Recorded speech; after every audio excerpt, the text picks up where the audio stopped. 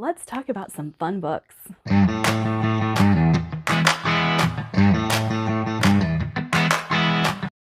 Hey guys, my name is Trinity. Welcome to Portable Magic. Welcome back if you are not new here.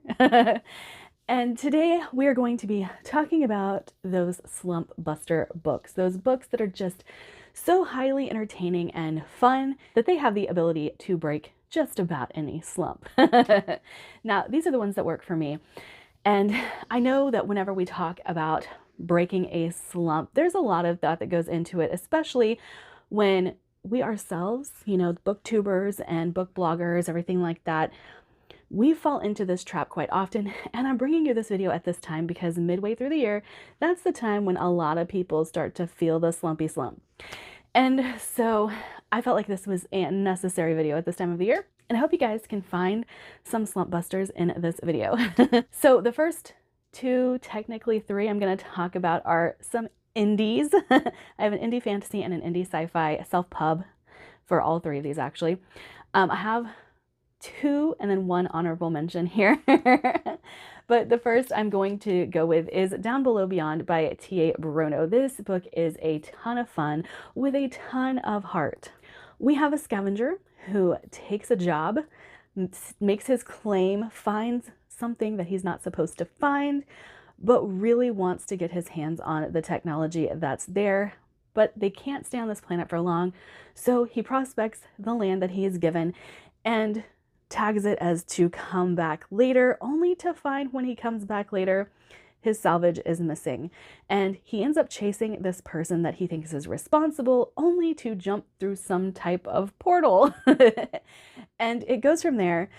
This is a fast-paced romp through space.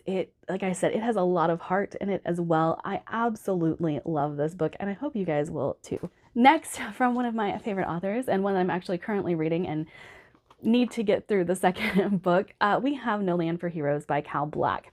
Now, this is about the Bayou Butcher.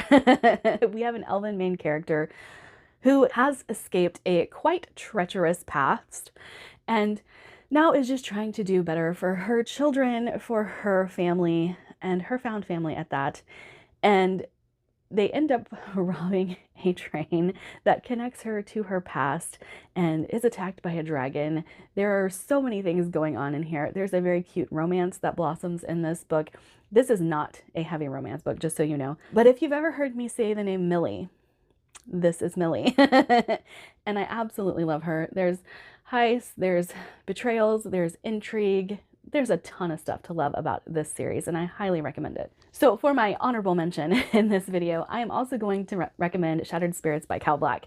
This is a very, very short novella, but this has so much intrigue from the very beginning.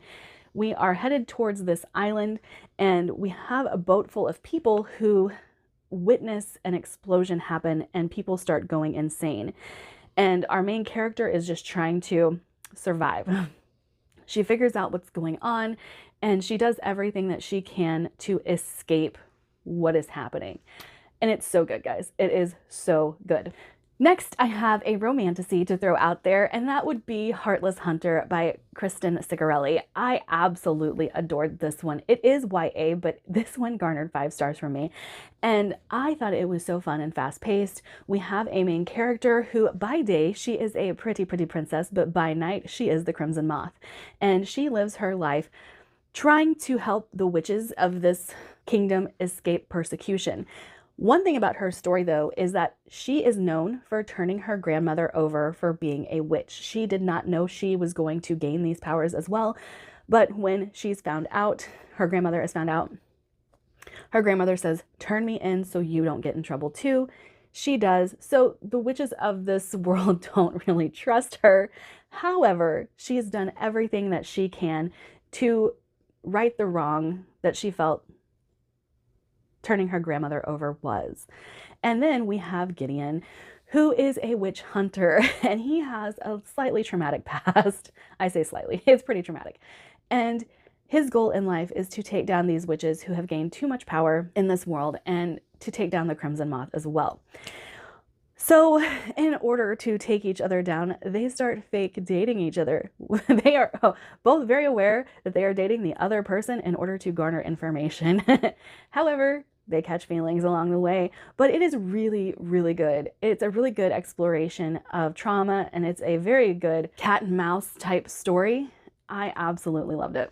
Okay, and then we are going to go sci-fi. Project Hail Mary. This one is a little bit of a chunk, a little bit. And when I recommend Project Hail Mary as a slump buster, I'm recommending the audiobook. I know you guys have heard this a million times. There is a reason that the audiobook is the way to go with this one, and it can't be talked about. And I know everybody wants to be like, well, why can't you talk about it? It's very spoilery. But there's an element to this story that makes the audiobook absolutely top tier. And in this one, it's one of the best romances you will ever see. But this is quite fast-paced. It does read really quickly. There's not a whole lot of science to drown your brain in, and it's very well explained. I don't think Andy Weir bogs you down with science to begin with. The Martian is probably his most heavy science book, but this one, it turns into such a great story. Such a great story. And I do think that this could bust some slumps. Next, we have a somewhat older favorite of mine, and that would be The Space Between Worlds. This is one that has a twisty-turny plot, a sapphic romance at the heart of it. We do have a bisexual main character, and then we have like this convolution of worlds, because our world is not the only one that exists. There are so many parallel worlds, like, and I want to say there's like a 300 or something like that. And we have these people who can jump between worlds, but the thing is, you have to be dead on the other planet to be a jumper. Otherwise, you mess with the fabric of time, you can tear yourself apart, all of that stuff. And our main character is dead on all but like 10 of them. And so it's really intriguing because you kind of want to know why she's dead in so many of these worlds. But then we have the parallel worlds that she goes to investigate, and it's really interesting, especially when things start to happen that you're not expecting. The twists come into play. We learn more about the world. A very, very fun book. Now, I have mentioned previously that I'm not going to stop talking about this book until more people read it. That would be The Stardust Grail by Yumi Kitasai. Yeah, look, I have a copy of it now. This is very much a found family space opera heist with a lot of heart. I really loved Uncle, who is the alien character in here. I loved our main character and his relationship. Their relationship, I'm not sure. But this has factions going up against each other in a head-to-head battle for the Stardust Grail. It has repercussions for finding the Grail and everything like that. Very fun, very fast-paced. But you stay for the found family, you stay for the characters. It's so good. Okay, and then my next three are going to be fantasy, and then I have to give it to Kevin Hearn. Ink and Sigil is absolutely fantastic. It is hilarious. I laughed so hard reading this, and it's such a short book. There is like a series. This is a series, and I haven't continued on with the series. I definitely need to, but I had so much fun with the characters in here. The plot is fast moving. There's magic that is very interesting in Ink and Sigil, and it's very much centered around druids, which I do believe the Iron Druid series that is tied to this. But I haven't read the Iron Druid yet, but I have read this, and it is so fun, and I highly recommend it. My next recommendation is the first book to an unfinished series. It is the only book out right now, but I do have to recommend it because it was fast-paced, fun, just everything that you're looking for in a slump buster. This has it. The second book has been pushed back and pushed back. I do think it's supposed to be January of next year that we're supposed to be getting the second book now. So if that bugs you and that's going to hurt your slump, that's going to feed into your slump, don't pick it up. But in this one, we have a girl who is a thief. She gets caught, and the Sultan decides, okay, well, I'm going to use you. You can be imprisoned or you can go on a mission for me. So she goes on this mission to find this gem, and things ensue from there. I don't want to get too far into the plot of this because it is very twisty and turny. There are a lot of things that happen within this that I don't want to spoil, but just know this is a fun ride with great characters, and a pretty cool magic system. I love desert fantasy, and this kind of started that for me. I'd read some before this, but this one kind of cemented my love of desert fantasy, and so I highly, highly recommend it. And last, but certainly not least, is a new release. And yes, I now own the book for it as well. That would be The Sky on Fire by Jen Lyons. Oh my gosh, this was fun. So fun from start to finish. So much goes on in this. There's so many elements, but a heist is at the center of it. I've heard some people compare this to Fourth Wing. I kind of see it. This is a little sexy. This is very fun. There is no academy here though, but the bond with the dragons is tenuous at best.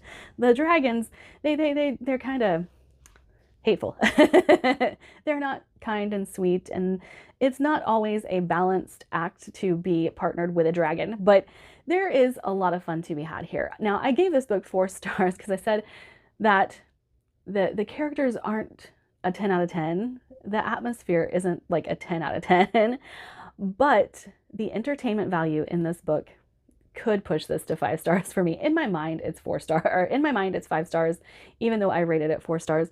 But it's cruel, it's fun, it's sexy, it's entertaining. It's just straight up entertainment.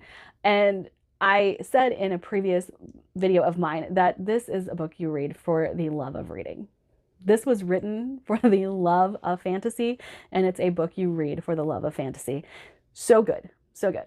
All right, that's it for my video today. I do have a Patreon if you guys would like to support what I do on this channel. And if you'd like to connect with me in any other way, all of my links are in a Linktree link down below. Bye.